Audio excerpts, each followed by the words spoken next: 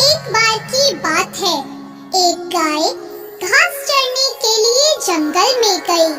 शाम ढलने ही वाली थी कि उसने देखा एक बाघ उसकी तरफ दबे पांव आ रहा था। वह डर के मारे इधर-उधर भागने लगी। वह बाघ भी उसके पीछे दौड़ने लगा। दौड़ते हुए गाय को सामने एक तालाब दिखाई दिया। घबराई हुई गाय उस तालाब के अंदर घुस गई। वह बाघ भी उसका पीछा करते हुए तालाब के अंदर घुस गया। तब उन्होंने देखा कि वह तालाब बहुत गहरा नहीं था, उसमें पानी कम था और वह कीचड़ से भरा हुआ था। उन दोनों के बीच दूरी काफी कम हो गई, लेकिन अब वह दोनों कुछ भी नहीं कर पा रहे थे। वह गाय उस कीचड़ के अंदर धीरे-धीरे धंसने लगी। वह बाघ भी उसके पास होते हुए भी उसे पकड़ नहीं पा रहा था।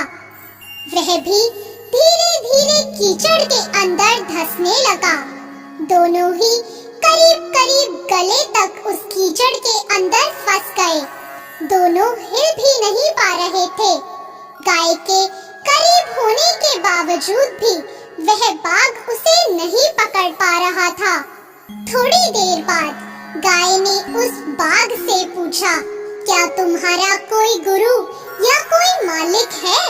बाघ ने घुर्राते हुए कहा, मैं तो जंगल का राजा हूँ, मेरा कोई मालिक नहीं, मैं खुद ही जंगल का मालिक हूँ।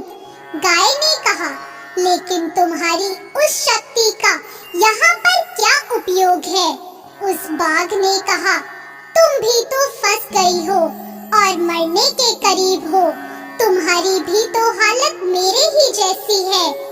गाय ने मुस्कुराते हुए कहा, बिल्कुल नहीं, मेरा मालिक जब शाम को घर आएगा और मुझे वहाँ नहीं पाएगा, तो वह ढूंढते हुए यहाँ जरूर आएगा और मुझे इस कीचड़ से निकाल कर अपने घर ले जाएगा।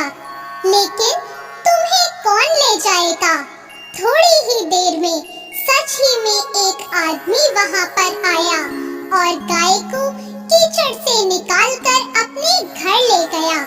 जाते समय गाय और उसका मालिक दोनों एक दूसरे की तरफ कृतज्ञता पूर्वक देख रहे थे। वे चाहते हुए भी उस बाघ को कीचड़ से नहीं निकाल सकते थे, क्योंकि उन्हें अपनी जान का खतरा था। दोस्तों, किसी पर निर्भर नहीं होना अच्छी बात है, लेकिन मैं ही